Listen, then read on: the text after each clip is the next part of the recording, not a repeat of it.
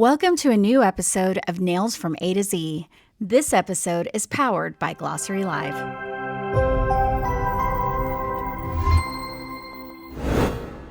Welcome to this edition of Peel Back the Polish. It's a very exciting day for me because today I'm sitting with Alisha, who I define as the almanac of the nail industry. The people she's met, the places she's been, and the nails she's crafted might as well make an industry encyclopedia. So welcome, thank you for being with me today, Alisha. Thank you for having me. This is going to be an exciting interview because today we get to find out who Alisha really is. The journey, the space, the nail time, everything. Tell us the journey in nails. How and when did it begin? I think around 94, 95, I was going to university and I was studying to be a lawyer, which is kind of weird. And I wanted a job that I was like waiting tables part-time, and I needed to pay my way through school. So I thought, get into doing makeup. I really loved makeup and I wanted to do that. And I thought I could set my own hours. I could do this, whatever. So I went to go to do makeup at beauty school and they said, well, we don't have a program for makeup. So you can either do hair, which is 1,500 hours, or you can do nails, which is 600 hours. So 1,500 hours is like a year and a half worth of work. And I was like, that's a lot to be able to, just for a part-time job that I'm never gonna really keep. So I thought, well, nails is kind of fun, and they use a lot of color and airbrushing, that would be okay. So I went to school for nails.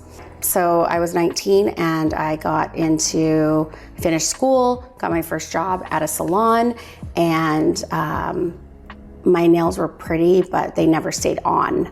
And they would always come off and nobody ever came back, and I didn't know what I was doing wrong. And the guy that sold me my nail product, his name was Tom Cox, we still talk. Wow. And he came in and he said, there's a guy that is coming to teach a class on this new product that that I'm going to start carrying, and would, go to the class. Like you can learn some stuff about, and I thought, gosh, I really don't want to, but I need to because I suck. Yeah. So I went to the class and, I learned how to do backfills. So they were like, does anybody want to try in the class? And I said, yes.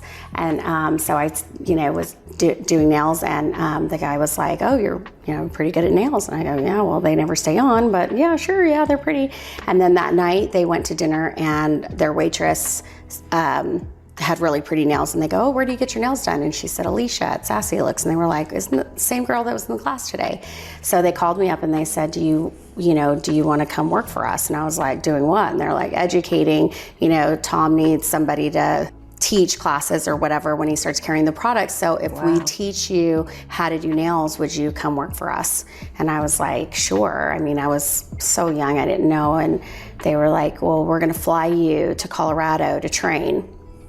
And just so everybody knows, this was David Daniel at the time, and this that was teaching the class. And a lot of people don't know, but David Daniel actually has his nail license, and he actually does nails, and he used to teach classes a long time ago. Gosh. So yeah, so he was the first person I'd met. He showed me the backfill. He offered me a job. I flew to Colorado. It was the first time I'd ever been on an airplane. And I went and did a class, and Danny Hale was teaching it. And it was, he was like, you just have to do one good nail. So I was like, okay, here we go. I'm going to do one good nail. And then Danny was like, oh, I'm going to be in town in a couple months or whatever. Do you want to train with me? We'll spend some time together and we'll go do some classes and stuff. I was like, sure. So he comes into town and he says, so do you want to go to lunch or whatever? And I said, yeah, I think we went and did a class or something, went to lunch. And he goes, do you want to come back to my hotel room? And, I'm going to teach you how to do nails. And I'm like, really? Like, it was like so weird. And he was like, yeah, it's fine, come on. So I go back to his hotel room and he sets up like forms and liquid and powder and all this stuff. And he's facing the TV and he turns on a baseball game and he goes like this. And I'm like, what? And he goes, put on a form. And I go, okay. So I put a form on his finger, and he's watching a baseball game. He's like, do it again, do it again, do it again, do it again, do it again. And then finally he was like, okay, now put on white. And I put it on, and he goes, do it again, do it again. So I just kept taking it off. So we were probably there, how long's a baseball game? 3-4 hours. And I just kept doing it. And finally he was like, okay, now you can put on the pink. So it was like this process. By the time really I got out of that room, I was, sweating, and I was like, okay, I could do one good nail pretty good. I could put the nail form on, I could put the white on, the pink on. So, so that's kind of how I learned. And then once I learned how to do one good nail, then, I met Tom Holcomb, and he did 10 amazing nails. And then that's, I think, when the passion really started, was like, oh my God, I want to do that. But, for me, I thought it was just going to be a job that I would come and go. But when I started teaching, and when I started training, and when I started seeing like the light bulbs going off in these girls, minds, when I would go into like a school or whatever and teach them my one good nail, they were like, I was like, oh my God, I love this. I love teaching. I love this. You got that early on. You're talking, you're 20 years old, and you've got the education bug. You're educating already. And you're feeling it. Yeah, I had products in my trunk, and I was just selling them out of the trunk of my car. Just like, that's how it was back in those days. You just, there were no cell phones. There was no GPS. It was open, find a school, look on the map, find out where it's at, and drive 3 hours to get there. Say, how far was your it was the state of Oklahoma. So at the time I lived in Oklahoma City, and I basically had the entire state of Oklahoma.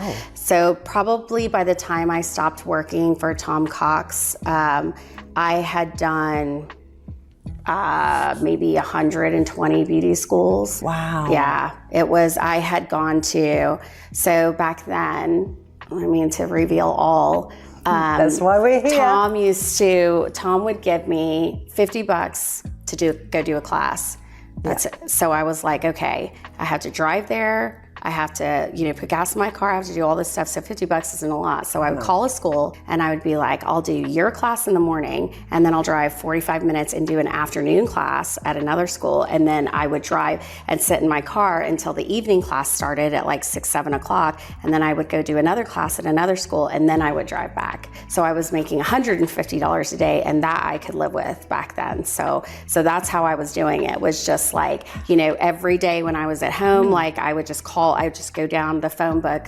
That was phone books back then. Yeah. Go down the phone book and just call beauty schools and be like, this is who I am. This is what I do. Can I come in and teach a class for your students? You can take, some time off and, go have, whatever. And I'll teach your class for you if you'll let me come in.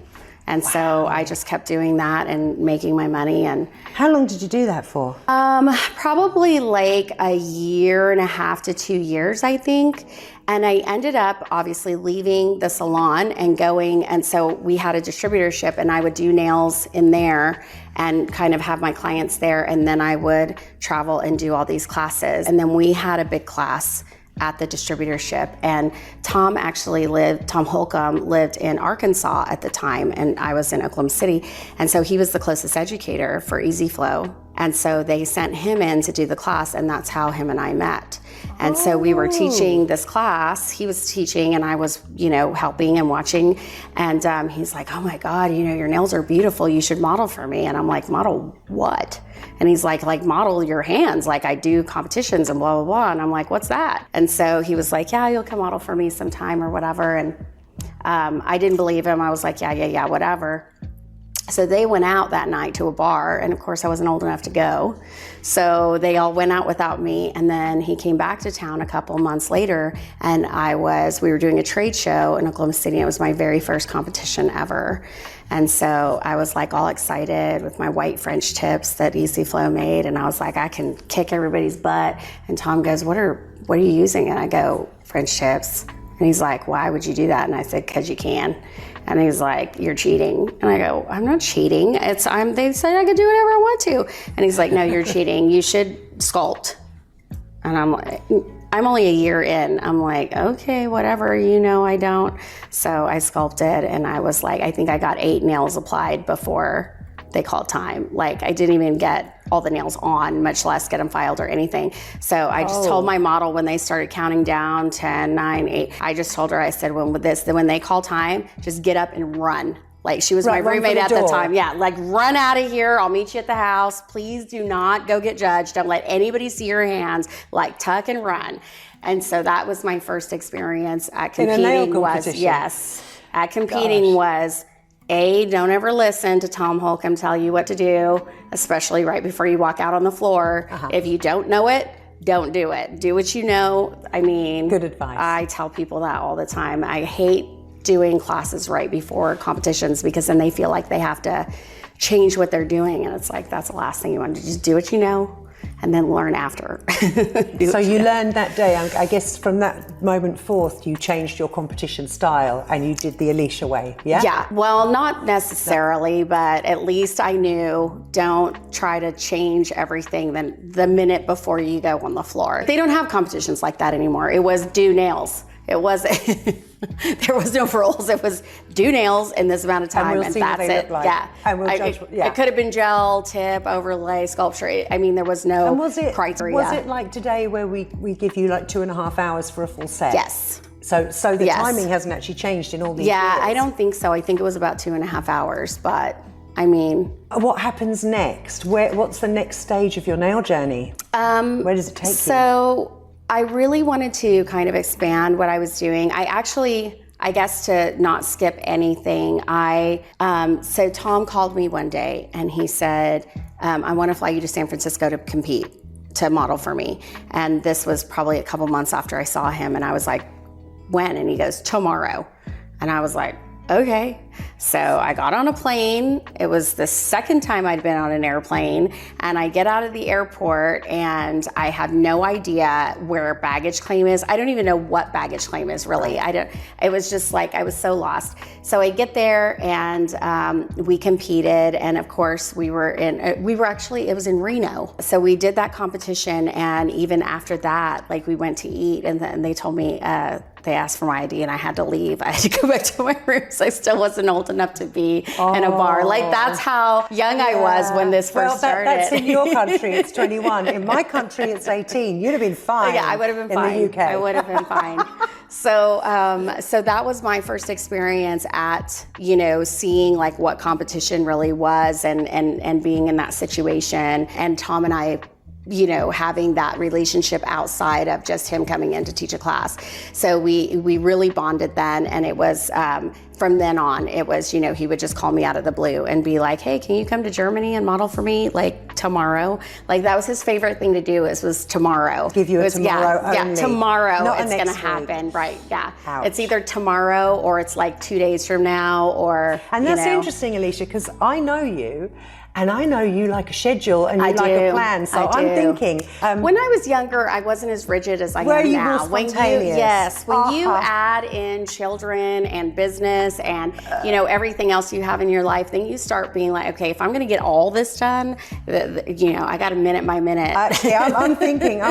I plan in my shower. In those days, Alisha, you might have had a paper diary, but you certainly didn't have an Excel spreadsheet. I did not. Right? I did not. So, because I did want to bring up Tom in, and so it's lovely that you've brought him up and we're talking about that journey, because I know that, and anybody that knows you and knows the history of the nail industry as we have it, that together you and Tom lived life and lived nails, breathed and lived life and nails together, and you were synonymous with each other for a very long time. So what impact has Tom had on you as a person, the journey of Alisha as a human and in nails, the impact, and because obviously, sadly, for people that aren't aware, he passed away some years ago now. 2011. 2011, and as we know, was one, if not the pioneer of nails. I always say Vidal Sassoon of the nail industry, because the mark and stamp he's left on nails all over the world, by the way, not just the USA, has been profound and important and a game change. He has been an industry disruptor and game changer. And so what does that mean to you? It's a big question. It is a big question. you know, to sum it all up, I would just say he was my soulmate. I get that. He, you know, we had a really amazing relationship in life, and I think that the nail part was just the introduction to our friendship, you know. So it was just, when you relate to somebody and you're with them all the time and they're living your life with you, then you have somebody that's like witness to what is going on, and you relate because nobody else knows what you're going through. And I think that a lot of that was kind of the beginning of what started our relationship. Like even from the beginning, like the first, like that Reno trip, like he was in a bad relationship, I was in a bad relationship that we both needed to get out of. And within 6 months to a year of that date, we both left those terrible relationships we were in, and we, you know, we just kind of counted on each other, you know. So I think that it was weird because it was never about nails, and people don't know this, but for years and years and years he refused to train me because he hated it when I cried, and every time we would do nails, he would like just tell me like, this sucks, you know, this is bad, can't you see it? And when you're young in the nail industry, when you're looking at a nail, you're like, but it's so pretty, and you don't see the flaws. And so he would be telling me, and he's like, can't you see that apex isn't consistent? And I'm like, I can't see it. And so he would be like, I'm not training you if you're gonna keep crying. And I'm like, I'm trying not to cry, I swear to God. So it was, it just came to a head. We struggled with that for a long time, and he's like, I'm not training you anymore. That's just what it is. And so I was like, okay, fine. I don't want you to train me. I don't care. I don't care. Yeah. So we didn't do nails. We didn't talk about nails. We didn't have anything to do with nails. We just, when we hung out, we hung out. We never did nails really, unless like for that one period of time we were competing all the time. But most of the time we went fishing and we hung out and we beaded small Christmas ornaments for like 3 weeks one time. We used to, well, what happened, I guess, that we did the New York show in around 90, I don't even know, in the late 90s, maybe 98 or something like that. And I had moved to Texas and I was living here by myself. Like I didn't know a soul. I just moved. Dallas? Yeah, Is it Dallas. Right. So I had moved from Oklahoma to Dallas, and I was living in an apartment, and I didn't know a single person. So I would barely leave my house. And me and Tom would talk all the time, and he's like, oh, I love Dallas. You know, I used to live there. It's such a cool place. I'll have to come. I said, please come show me where the cool places are, because I don't leave my house. I don't know anybody, and I'm here by myself. So he kept saying he'd come, and he didn't. So I went and modeled for him in New York, and then, you know, we were there, we were running around New York, and he was like, how's Dallas? And I go, it sucks. It sucks. I never leave the house. I don't know anybody. He's like, well, I'm going to go I go when? And he's like, well, when do you want me there? I go tomorrow. Oh, and I like it. You turned the tomorrow back on him. I said tomorrow. Excellent. And he said, okay, tomorrow. So he changed his flight. I flew home. I, got a taxi. There was no Uber back then. Got a taxi, went to my apartment, got my car, went back to the airport, picked him up. He came over and he never left. And we lived together for about 2.5 years in Dallas. It was very weird. It was just like one day, he just came, and we just had so much fun, and he just never left. And about 6-8 months in, he goes, maybe I should go to California and get my crap. And I was like, all right, let's go do it. So we flew out to California, loaded it all up in a truck, put his car on the back, and drove cross country and brought his stuff to... You drove from California to Texas? In a big truck. But Texas is huge. I can't imagine... It was like 24 hours, 26 hours. Yeah, we stopped and slept one time, but oh my God, that was like the funnest trip ever. Oh, we had so much fun. And when you're doing it with we ran from the cops. We had so much fun. Oh my goodness. But we came back to Dallas, and we actually lived in this one bedroom, like it was almost an efficiency apartment, where it was like, here's the kitchen, here's the living room, there's the bedroom, the bathroom, the kitchen, the living room, but it was a circle. And so when he brought his stuff, we just stacked it on top of my stuff. So like here would be a credenza or whatever you'd call it. Then he'd have one on top of it. So we had all his furniture stacked like to the ceiling in our apartment.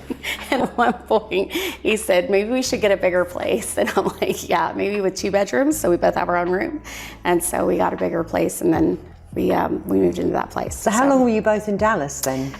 I think it was about 2.5 years. I think we were, yeah. And then he fell in love at a trade show that I didn't go to, and he started dating a guy in Florida, and then he ended up moving to Florida to be with him. And then I was in Dallas once again by myself, so I moved to a smaller apartment. I'm hoping you had some friends by then. I did. And I told him when he started like going and having his fun and stuff, I was like, I need to find some friends. So I went. I was a cocktail waitress at this club, and I met another cocktail waitress, and I said, "You want to model nails for me?" And she goes, "Model what? What's that?" What does that mean? What does that mean? So I flew her all over the country or whatever, and she modeled for me, and then she introduced me to her friends. She had a whole bunch of girl roommates, and I ended up getting like this whole group of really great girlfriends that I spent all my 20s with when I was in Dallas, and then when I was on the road, I was with Tom. Okay, so from sort of digressing a little bit, but staying on topic-ish, from the moment, we're talking the early 90s, the meeting Tom Cox, going through becoming an educator really quickly. From how many years did it take you till you got really good at nails? Because I know that you're a world champion nail tech. Everybody knows you're a world champion, and that's why you're an international judge, international educator, author. You write the standards and Milady textbooks. I mean, you're an expert per se, consultant, everything. At what point were your nails so bloody good that you were getting medals and trophies? I was heavily competing back in the early 90s, mid 90s, and then it was kind of like a little bit, and a lot of the competition started to slow down too. So then there was only the big ones, going on. But I got really good where it was always like, actually, Nail Olympia, the first one in May London. 2005. Okay. So then it was around the same time. Yeah. So, but I think when things started getting really good for me, it was like 2004, and then 2005 we launched Entity, and then I think that one thing that competitors don't realize, or people don't realize that want to be competitors, and once you be a competitor, you realize it's expensive. Yeah, it's very expensive to compete. 50% of your score is your model. And I think a lot of people overlook that, and they think that, it's who does the better nails. First off, it's not who does the best nails, it's who screws up the least, because everybody's messing up, and you could have, you can put everybody in a room and you give them all 5 hours and you're going to have the most beautiful nails you've ever seen. But you put them in a 2-hour time limit or a 1-hour time limit, and it's who screws up the least. I say that because I do think that when there's a lot of times I hear, I don't know if I should show up for that competition because so-and-so's there.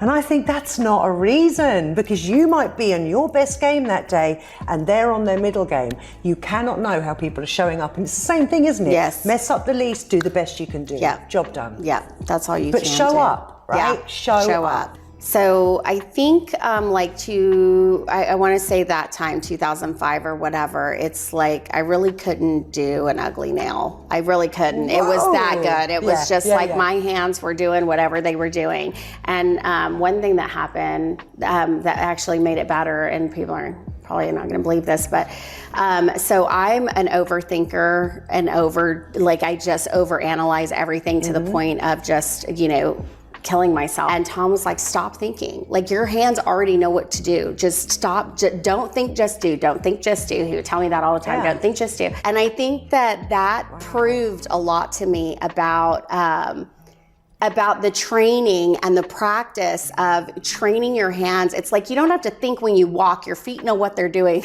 most of the time, unless something gets in the way. True, and so it's, if you train that hard and you do that much, you are going to get to a point where your hands know what they're doing, and you almost don't even have to, like, I teach people in class sometimes even how to file with their eyes closed, because you Really? don't, yes, because once you can feel everything through the file and know where to place your hand, you don't even need to have your eyes open to file a nail. And I know it sounds shocking, but it's true. I actually haven't heard this before. You're reminding me now of my grandma. She could knit looking over here. Yeah. She was always knitting. So I guess it's exactly. the same thing. It is training your hands to do what they need to do. And the rest of your senses, I'm sure that, somebody who didn't have sight could probably do nails if they knew what they were doing before, because your hands are trained to do it. Wow. So that really kind of, I think, gave me a different kind of confidence that I didn't know I had, was that when I was freaking out and when I thought I wasn't good enough and when I thought I was going to mess everything up, I would just be like, stop it, in my head. So I talked to myself, don't think, just do, don't think, just do, don't think, just do, and then I would go back to just doing it. And they turned out great every time. So I won world championship in 2005. In 2005. Yes. And which country was that? Remind us. Austria. I want to ask you, I want to move on and say, because I know that you've traveled the world, extensively, and I know that some of the times when you've traveled, you've gone for weeks and months on end because you spent a lot of time, say, in Japan, for example. But of all the places you've been, what nail cultures have you really enjoyed? Have you looked at and thought, God, that's inspiring, I want to take that idea and bring it back to the USA? I'm sure there's a lot to say there, but can you pinpoint? I think there's, human culture probably has been more important to me than nail culture alone. Mm-hmm. But of course you can't travel all over the world and not feel very close to the Japanese when it comes to nails. They are, they're inspired. They can watch anything with no translation and turn it around, and they pay attention to every detail. And I think I learned from them. Tom was so good, he didn't know what he did to be that good. He was just God gifted. And you would be like, hey, how did you do that? And he's like, I don't know, I just did it. He had no idea what he did. But what I learned from the Japanese watching him was that if he blew on the nail or if he wiped away some sweat, they would do that and they would do that. They had no idea why they were doing it, but they would do it. They mimicked every move he made. And I thought, wow. That's why they're getting so good, because they don't care why. They're just doing it. And so then he hated talking in front of people. And I know that may seem weird to a lot of people, but he did hate speaking like on a microphone and stuff. And he loved to be the center of attention, but he didn't like talking. So he hated traveling alone. So I went with him all the time, and he had me on the microphone, telling people what he did. And so I realized that every single one of those motions, how important they were. So I was like, notice how he has his elbow out when he's filing the nail. Notice how he has his elbow tucked and his hand is flat and the brush is at this angle when he's doing the smile. Like, I was explaining all of these things to people, and during that time was when I realized what he was doing, how he was doing it, and how I needed to do it, because I'm very analytical, and that's why we'd fight all the time, because I'd be like, how did you do that? He's like, I don't know. And I'm like, I don't know either. I don't know how to copy it. But then I figured out how, and I watched every movie made. I explained it to everybody else, and it just made sense. And so I realized that all of those motions, when I teach people, it's how you're sitting, it's not crossing your legs, it's keeping your back straight, it's keeping your arms straight, it's keeping your elbow tucked. There's so many things. It's not just the actual, just doing nails. There's so much more to it. And I think that's what people don't know now, because they're not seeing people live all the time, or they're not finding mentors that they can talk to or relate to or watch. They're just seeing all this stuff on Instagram, and it's like 15 seconds or, whatever. And they're like, oh, I could do that. But I'm telling you, I've tried to do some stuff from Instagram, and it's like, it takes me an hour and a half to do 3 nails. And then, when you go and watch that person really do it, and really you were like, oh man, if I would have just known that was the first step they took, this would have been easy. I could have done it in 3 minutes. So seeing it, and learning it in an educational format is way different than just seeing it magically happen. I hear that. So I know that the guys and the life that you're living right now has culminated from this beautiful journey that obviously started in the early 90s, and all the avenues and paths you've gone down and the people you've done it with.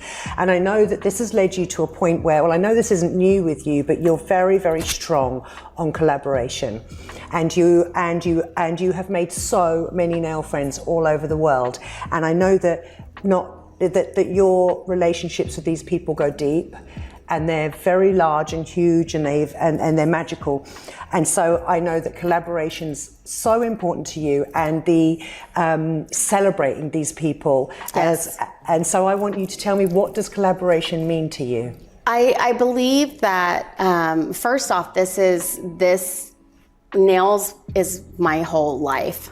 You know, it has always been my entire existence. So whether it's, you know, my friends are all nail technicians, most of them, and if they're not nail technicians, they're probably my model.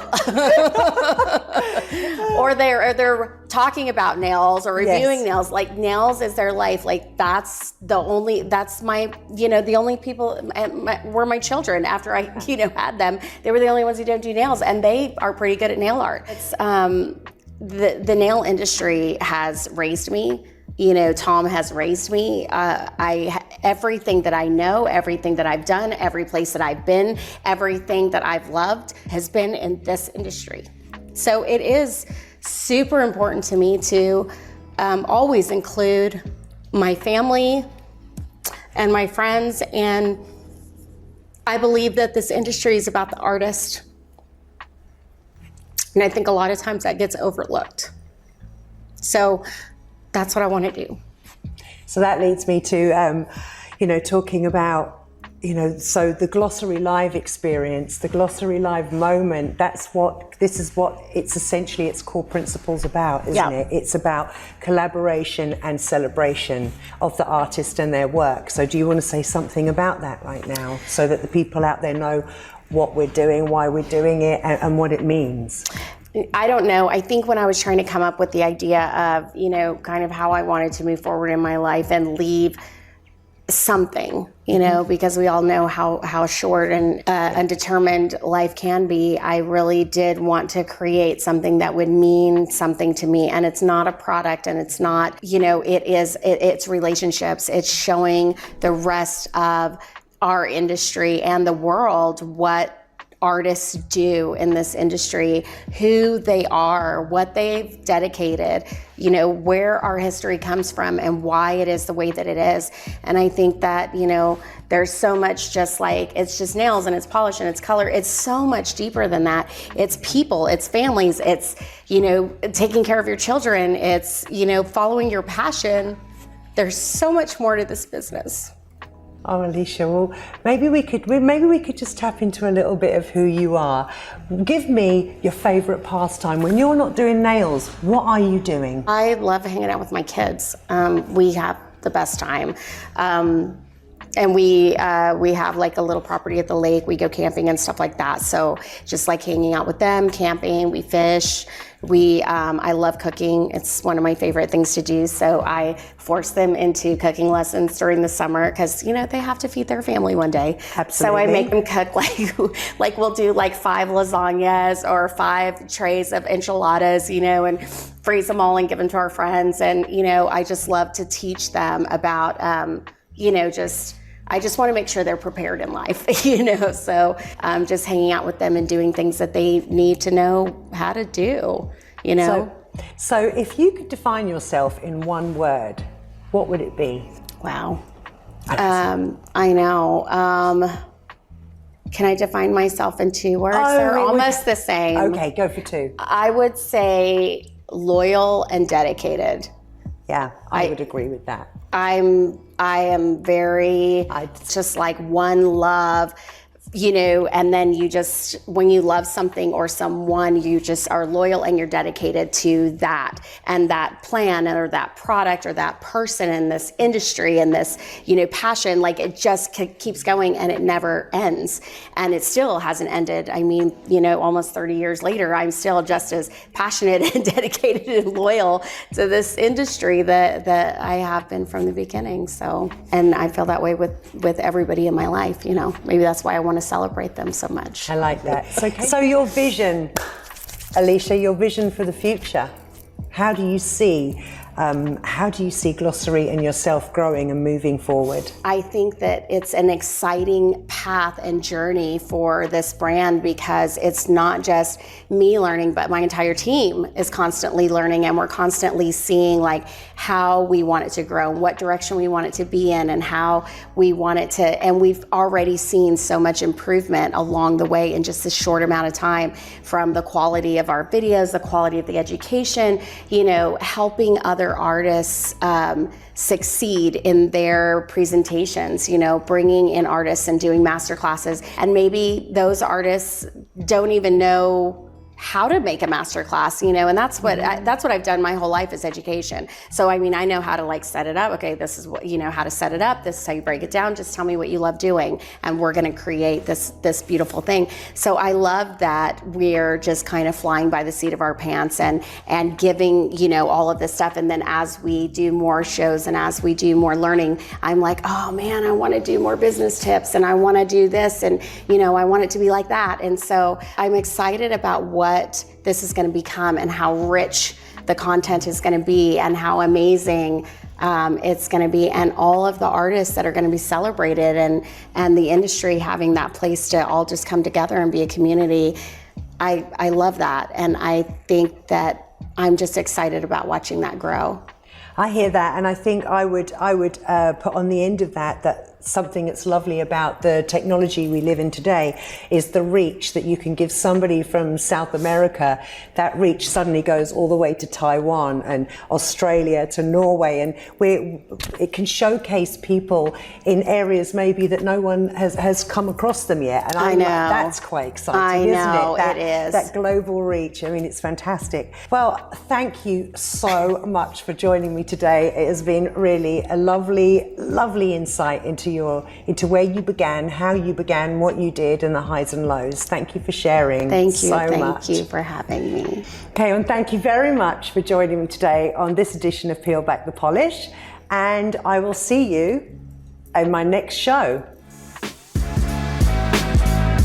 For more nail stuff, don't forget to visit glossarylive.com to find inspiration, trends, step-by-steps, and news. It's all about nails.